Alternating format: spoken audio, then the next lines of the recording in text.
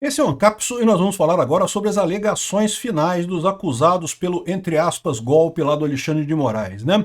Vocês sabem, o processo está correndo numa velocidade estratosférica, uma velocidade absurda. Nunca nenhum processo criminal no Brasil andou tão rápido na história do Brasil. Então, já estamos apresentando as alegações finais. Em tese, o julgamento já está marcado para setembro, segundo diz a imprensa, que a condenação e a prisão do Bolsonaro já botaram tudo na data, já está tudo programado já no cronograma deles, né? Eu não tenho mais tanta certeza do resultado desse julgamento, não, tá? Até pouco tempo atrás, eu falava que por mais que Bolsonaro fosse inocente, que ele ia acabar sendo condenado. Todo mundo quer ele na cadeia, o pessoal do STF quer ele na cadeia, a imprensa quer ele na cadeia, a elite aristocrática socialista de Brasília quer ele na cadeia. Agora eu já não teria mais tanta certeza, porque embora as pessoas continuem querendo ele na cadeia, elas perceberam agora que existe um preço a ser pago por essa cadeia do Bolsonaro, né?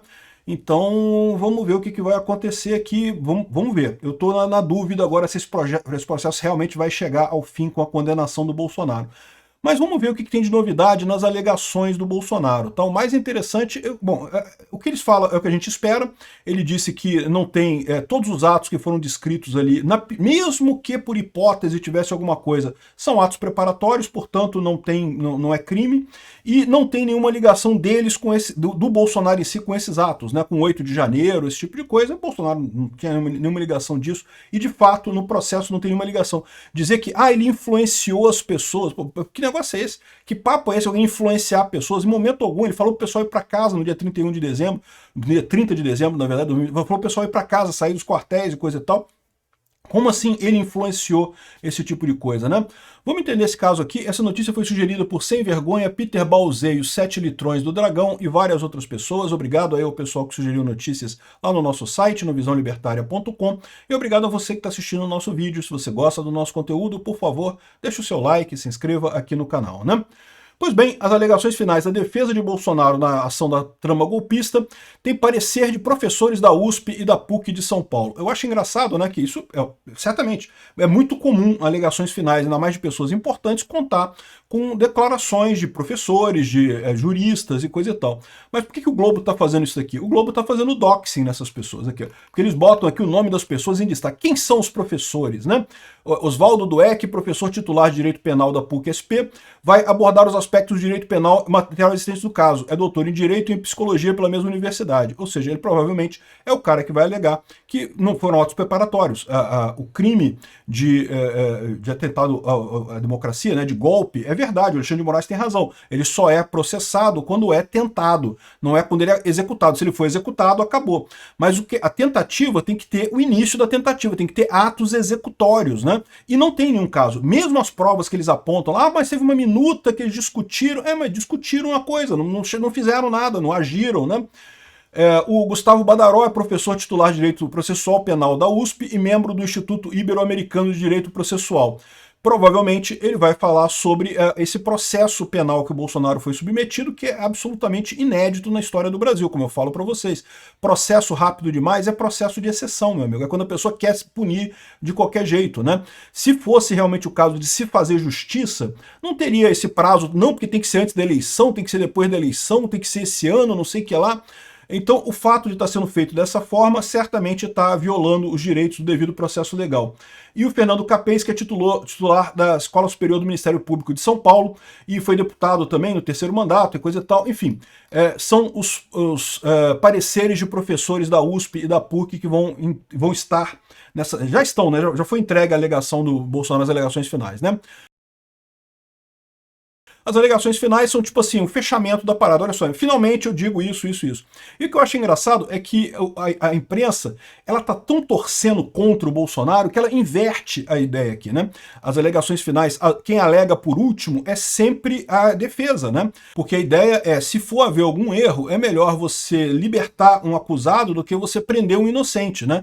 Você estaria fazendo mais injustiça nesse caso. Então quem fala por último é sempre a defesa, mas não na reportagem do jornal, que a reportagem fala sobre a alegação que e no finalzinho fala aqui, mas a PGR falou que a liderança sobre o movimento golpista, o controle exercido sobre manifestantes, instrumentalização de instituições estatais para fins pessoais e legais são elementos que comprovam a responsabilidade do réu nos atos de subversão da ordem democrática, disse o PGR. O que isso quer dizer? Não quer dizer nada. O Bolsonaro falou pro pessoal ir embora. Que história é essa de que ele usou as coisas e não sei o que lá? Cara, não tem lógica nenhuma. Mas pro jornal é a última coisa que ele fala aqui, ó, subvertendo a lógica da defesa, né?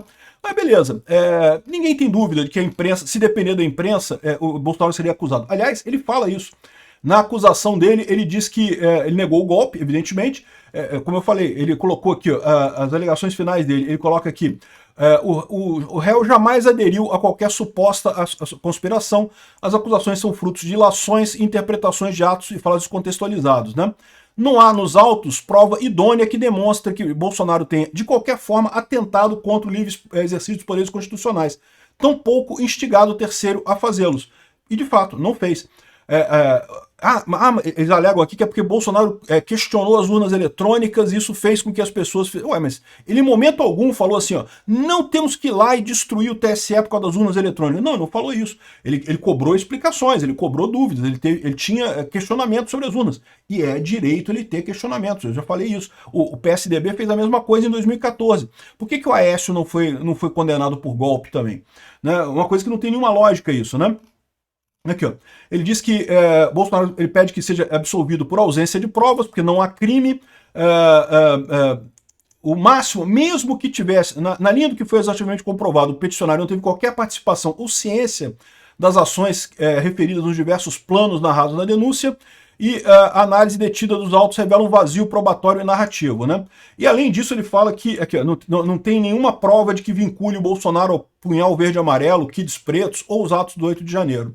E fala também que ele está inserido no ambiente de massacre midiático, né? Ou seja, a elite aristocrática socialista de Brasília, o que inclui as empresas de mídia, é lógico, querem muito tirar Bolsonaro da corrida presidencial de 2026, querem a todo custo isso, porque sabem que Bolsonaro vai ganhar. O que eles não percebem é que é inevitável isso. Mesmo que eles tirem Bolsonaro da corrida de 2026, eles estão achando que vão acabar com o problema Bolsonaro. Né? A ideia dele sempre foi essa. Não, porque Bolsonaro é um acidente de percurso. Não, tirando ele da presidência resolve o problema. Tiraram, não resolveu o problema. O povo continua apoiando o Bolsonaro. Não, porque vamos tornar ele inelegível, aí o povo para de seguir o Bolsonaro. Não mudou nada. Enfim, aí inventaram, né? Importunação de baleia, roubo de joias, eu não sei o que, aí inventaram um monte de coisa que não tinha nada nisso daí. Essa é a questão, com isso, prendendo o Bolsonaro, eles conseguem fazer com que o povo deixe de gostar de Bolsonaro. Não vai acontecer isso, ao contrário, o que vai acontecer é mais revolta popular a favor de Bolsonaro. Uma reação muito pior no futuro. Ok, pode ser que se esse processo de fato prender Bolsonaro, ele não consiga concorrer em 2026, isso não quer dizer que não vai criar um problema muito maior à frente. Eles estão achando que eles vão resolver esse problema, não vão resolver esse problema com esse plano totalmente sem sentido, essa coisa que não tem nenhuma lógica, né? Mas a imprensa está embasada nisso daí, né?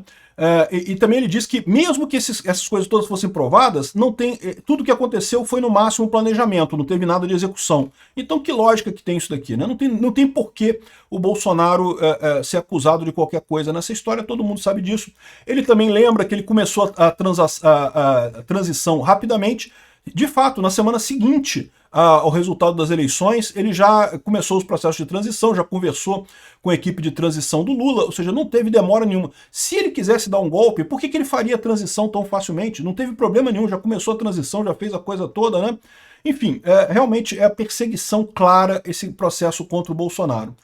Bom, além disso, o que tem de informação interessante nas outras alegações finais, porque todos os réus têm que apresentar as alegações finais, tem a questão da crítica à imparcialidade de Moraes no STF. Boa parte dos réus acusaram o Alexandre de Moraes de estar pessoalmente envolvido no caso e que, portanto, como é que pode ele ser o juiz desse caso em que ele estaria envolvido e que supostamente um dos planos malucos lá envolvia justamente matar o Alexandre de Moraes? Como é que ele pode se achar né, isento a ponto de julgar esse tipo de coisa? Mas não só isso, o comportamento do Alexandre de Moraes é muito claro, é muito impressionante. Quando teve aquele vídeo que ele apresentou, logo no início do recebimento da denúncia, né? Ele mostrou um vídeo do dia 8 de janeiro, uma coisa que, caramba, não estava nos autos. Se a promotoria, se o PGR quisesse mostrar aquilo, já seria um absurdo, porque não está nos autos. No entanto, o juiz mostrou o vídeo para dizer que não foi um passeio no parque, foi um ataque, quebraram coisa, quebraram minha mesa aqui, não sei o que lá e coisa e tal. Ou seja, esse pessoal, o Alexandre de Moraes está envolvido, está julgando com a bile. E nesse jeito nunca vai ter justiça no final das contas, né? E isso foi uma crítica de várias pessoas, né? E particularmente interessante foi a alegação final do Braga Neto, que diz que o Mauro Cid foi obrigado a mentir. E é verdade, né? O Mauro Cid foi obrigado a mentir. Ou seja, ele aqui está fazendo uma coisa que eu acho interessante, porque eu falei isso também. Muita gente critica o Mauro Cid, dizendo não, que o Mauro Cid entregou os amigos, que não pode, que cara errado, não sei o que lá.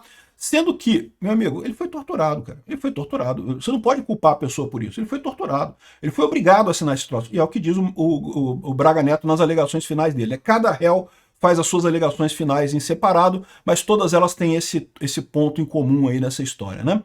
Bom, de novo, isso aqui não quer dizer nada porque esse processo não é jurídico no final das contas, é um processo midiático e político.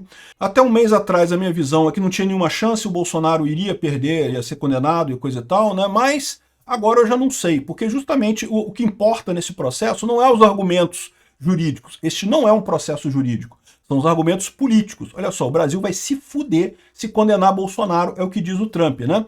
E aí vamos ver se esse argumento encontra eco na cabeça dos idiotas lá do STF. Obrigado por assistir o vídeo até o final. Além de curtir, compartilhar e se inscrever no canal, considere se tornar patrocinador com valores a partir de R$ 1,99. Clique no botão Seja Membro abaixo para saber as condições e vantagens de patrocinar o canal. Mais informações sobre o nosso projeto, visite nossos sites indicados na tela.